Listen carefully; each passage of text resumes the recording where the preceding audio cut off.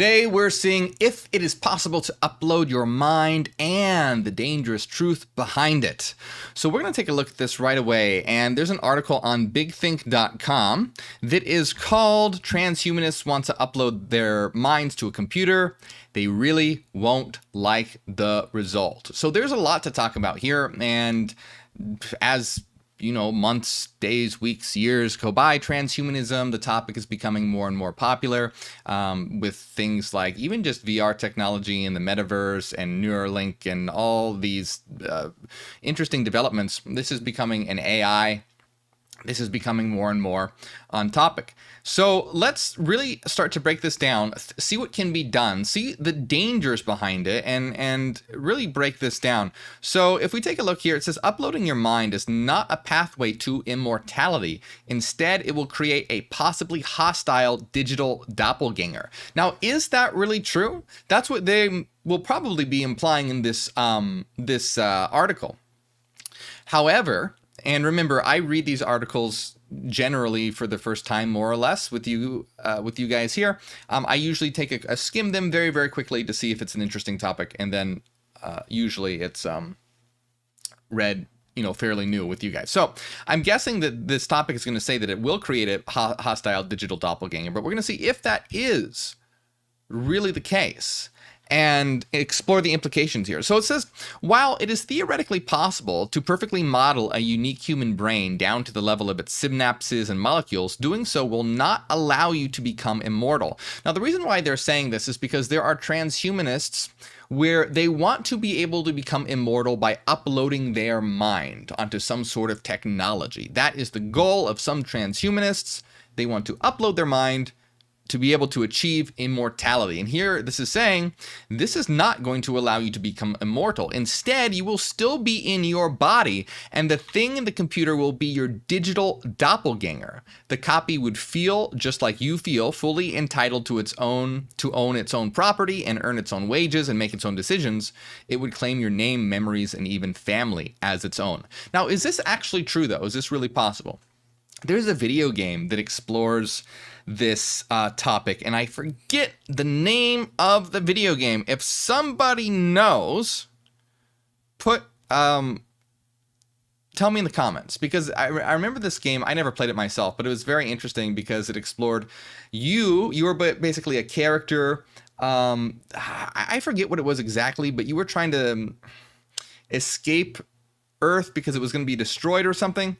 I forget the plot, but eventually you figure out that you're actually a robot that was a copy of someone else, and then you end up copying your mind over onto something else, but it turns out that it isn't actually you, it's just a copy of you. Anyway, I forget the details, and it's really irrelevant. I'm just talking at this point. But we're going to see if this is really true, though, because so the point here is, what this is saying is that, okay, what transhumanists think is going to happen is that they will upload their mind to a computer and a piece of technology, and then they will become immortal. But what this article is arguing is that won't be the case. What will be the case is that you will just make a copy of yourself, that you will still be in your body, but you will have made a copy of yourself that now exists within that machine that your data has been uploaded to. But now, is that actually true, or is it not true? So I want to stress something that's very important, and I forget which philosopher pointed this out. I need to find out the name of the person who pointed this out. But there's this philosopher who shows and it's very, very insightful, that transhumanism implies at least a substance dualism. And so what I mean by that is, and I'm being general here, there's a lot of different types of transhumanists, but in general, if we're talking about transhumanists that are materialists, which means that the brain and the mind, they believe, are the same thing, and they want to achieve immortality and think that it's possible to achieve immortality through mind uploading, then they have to logically ditch materialism and at least admit that there is something more to reality than just matter. And the reason why that is true is because, think about it. If they want to achieve immortality, then they don't want to just copy their mind onto a machine. They want to literally take their mind, and their subjectivity and move it, transfer it over to the machine so that their subjectivity would be then occupied in that machine. Because otherwise it would be a copy and it wouldn't be immortality.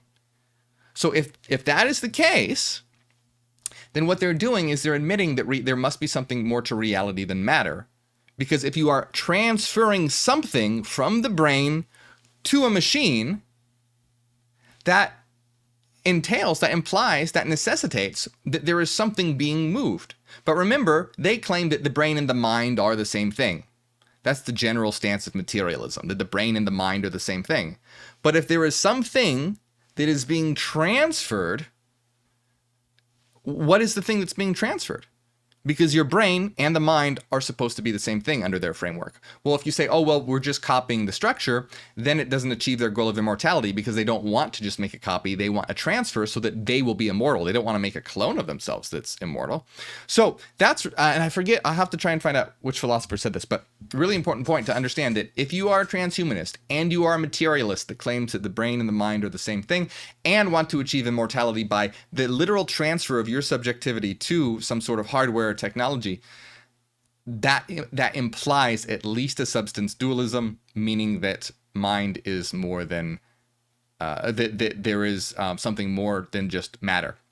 I want to point that out. Now, Hyperianism is not a substance dualism. We are an idealism. Idealism, the word idea is in there, relates to mind. That means that mind is primary and everything that you view as matter is just mind being experienced in a certain way, in a different transformation.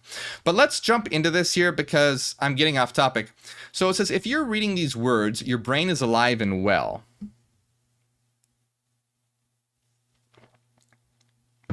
Have a drink of water there.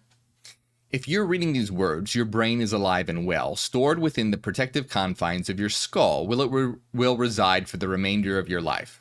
I feel the need to point this out because there is a small but vocal population of self-proclaimed transhumanists who believe that within their lifetimes, technological advances will enable them to upload their minds into computer systems, thereby allowing them to escape the limitations of their biology and effectively live forever. And that's what I just discussed. Transhumanists want to upload their mind to technology in an attempt to live forever. These transhumanists are wrong. To be fair, not all transhumanists believe in mind uploading as a pathway to immortality, but there's enough chatter about the concept within that community that excitement has spilled out into the general public. So much so that Amazon has a comedic TV series based on the premise called Upload. I didn't know that. Never seen it. These may be fun stories, but the notion that a single biological human will ever extend their life by uploading their mind into a computer system is pure fiction. But we're going to see that the transhumanist stance is wrong, but the stance of the individual writing this article is also wrong. But at least it doesn't break the false ontology of materialism. So, the science of mind uploading is rooted in the very reasonable premise that the human brain, like any system that obeys the laws of physics, can be modeled in software if you devote sufficient computer power to the problem. To be clear, we're not talking about modeling human brains in the abstract, but modeling very specific brains. Your brain, my brain, your Uncle Herbert's brain. Each one represented in such extreme detail that every single neuron is accurately simulated, including all the complex connections among them. So what they're saying is that for this mind uploading to occur, the general premise behind it is taking the structure of your brain down to, the intricate detail and copying that structure and simulating that structure of the brain in software. So your brain is structured in a certain way, and the science behind this is that, well, let's take the structure of the brain and replicate that structure in software. So it's an understatement to say that modeling a unique individual human brain is a non-trivial task. It's very difficult. There's 85 billion neurons in your head, each with thousands of links to other neurons. Your mind is encoded in those 100 trillion connections, and so to accurately reproduce your mind in software, a system would need to precisely simulate the vast majority of those connections down to the most subtle interactions. So they're essentially saying, hey, it would be a really hard thing to do.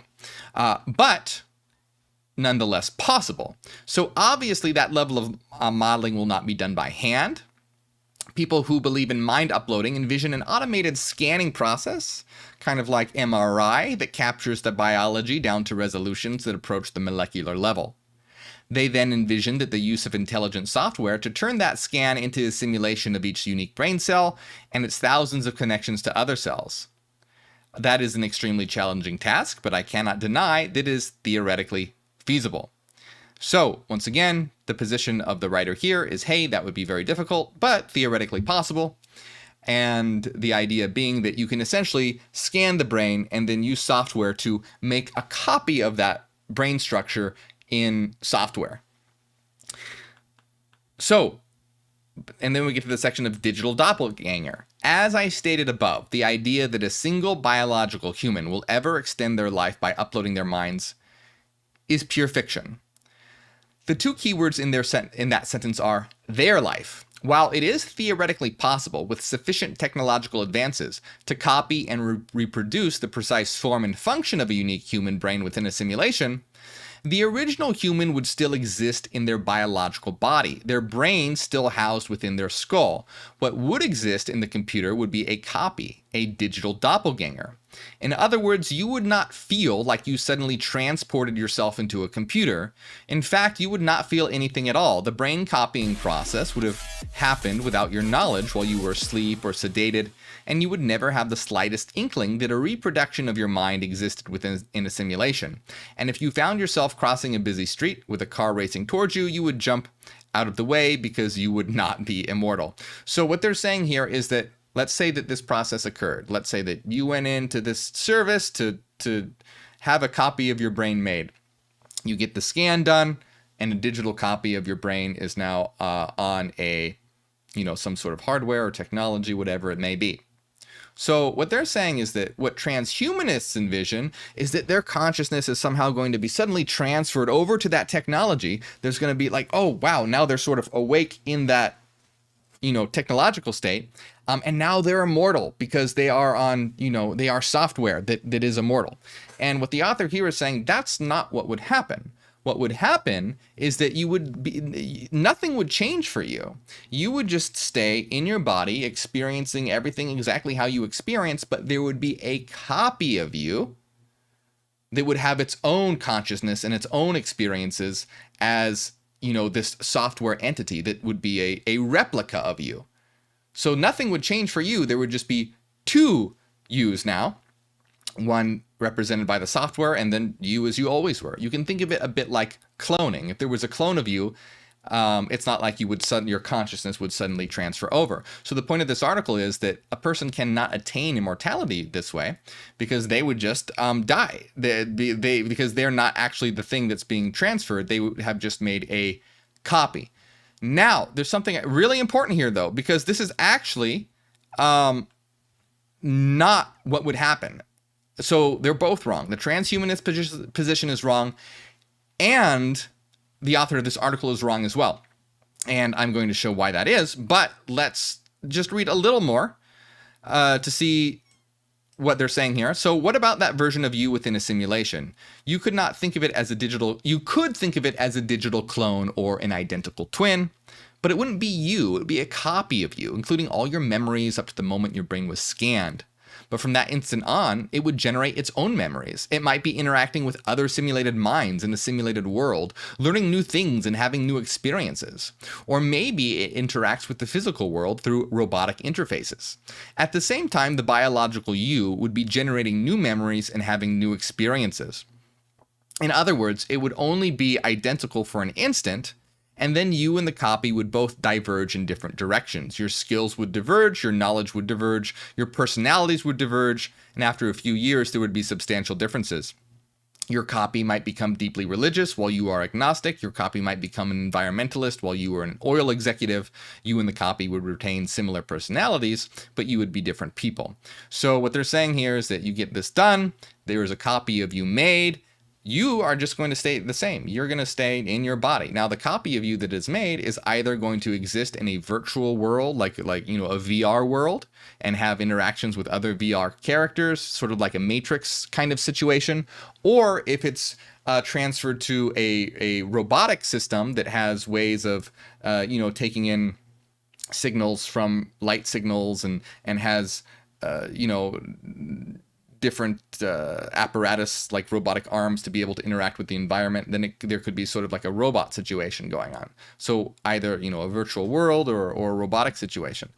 And it would be its own entity at that point. It would be able to go off and do whatever it wanted, and you would go off and do whatever you wanted, and it would be immortal, and you would die. So you would not attain immortality. But again, we're going to see why this is actually not what will happen, and what would happen is actually a lot more interesting. So, but I want to see what they're saying here. So the copy of you would be a person, but it would be a different person. And that's a critical point, because it's a copy of you that would need to have its own identity and its own rights that have nothing to do with you. It's pretty much the same thing here. After all, the copy would feel just like you feel, fully entitled to its own property, its own wages, make its own decisions.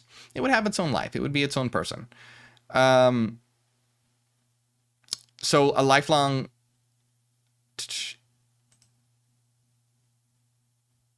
So if it was able to interact with the real world through digital or robotic means, it would believe it had every right to use the name Louis Barry Rosenberg in the physical world. That's the author's name.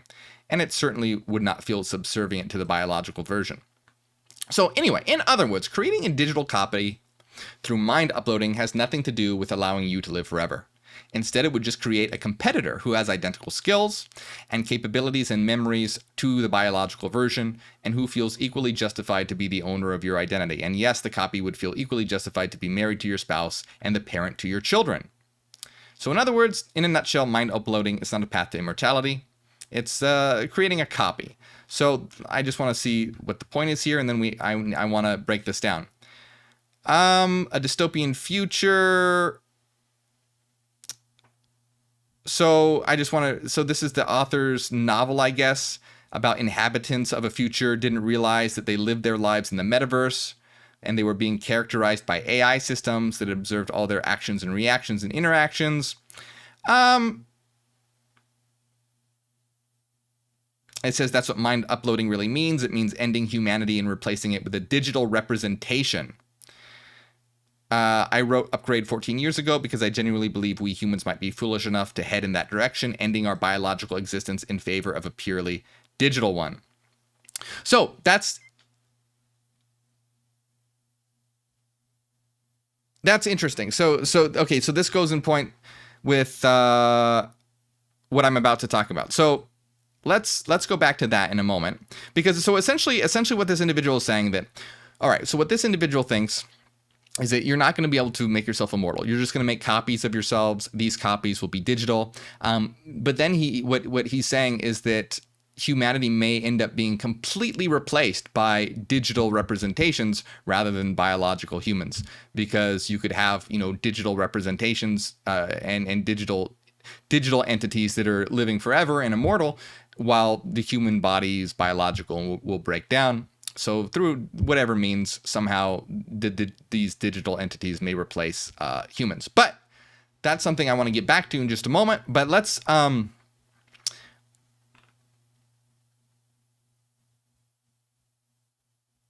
talk about this.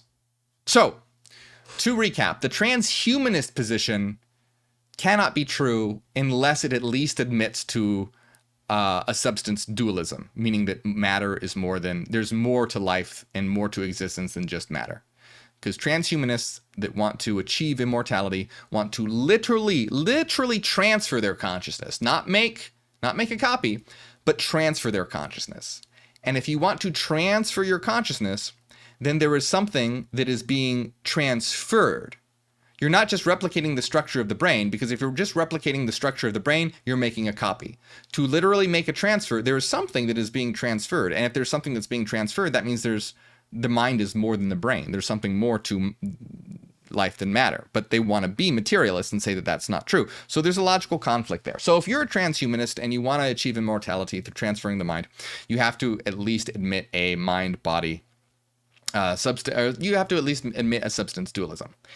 Now, what this author is saying is this author is also a materialist and is saying essentially that what would happen is that you would just make a copy, and then these copies would have their own sentient subjectivities and their own lives and go around in their either their digital world or through robotic interfaces and maybe eventually replace humanity.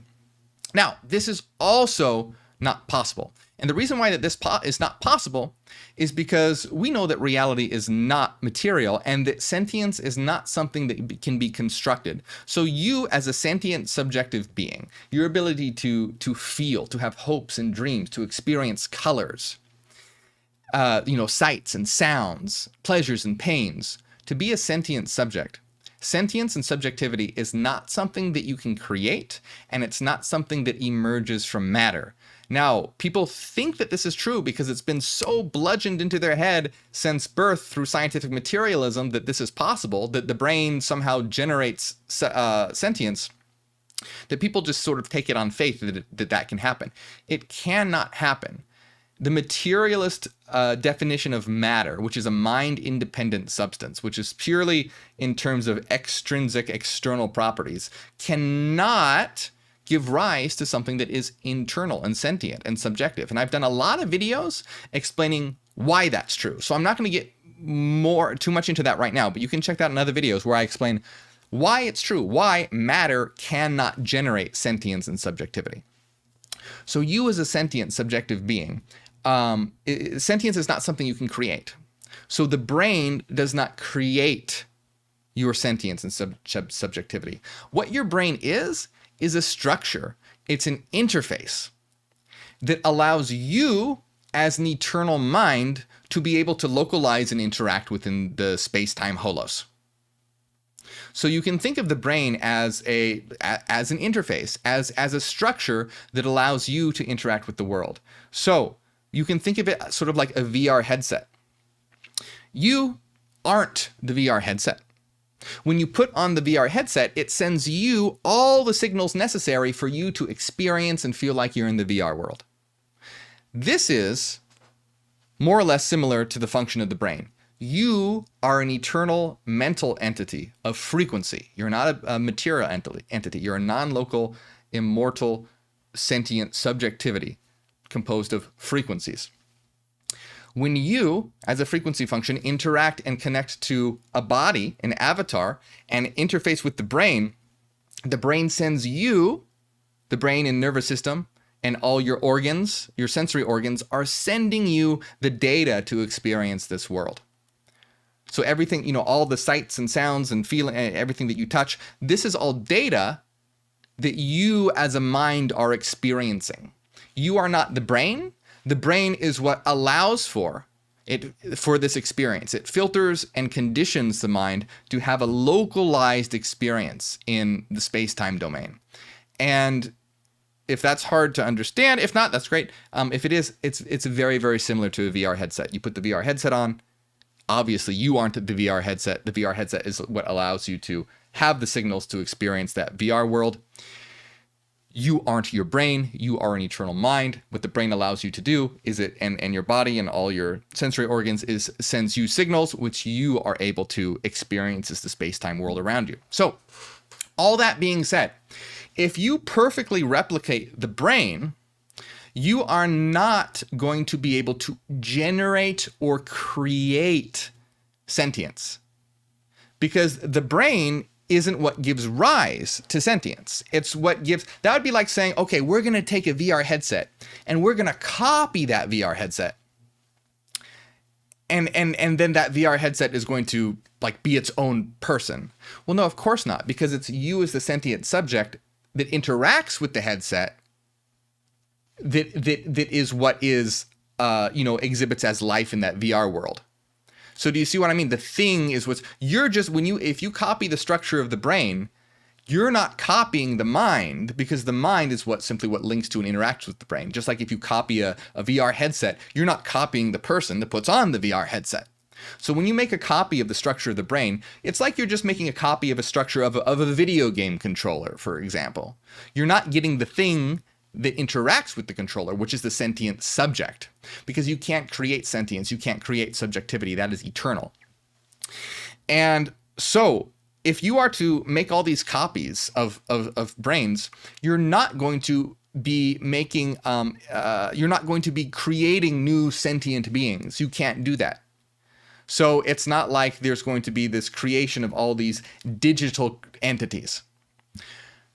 However, what could happen is if you made a copy of the structure of the brain, what could happen is that a mind might be able to interface with that software or whatever it is and use it to be able to interact in the world.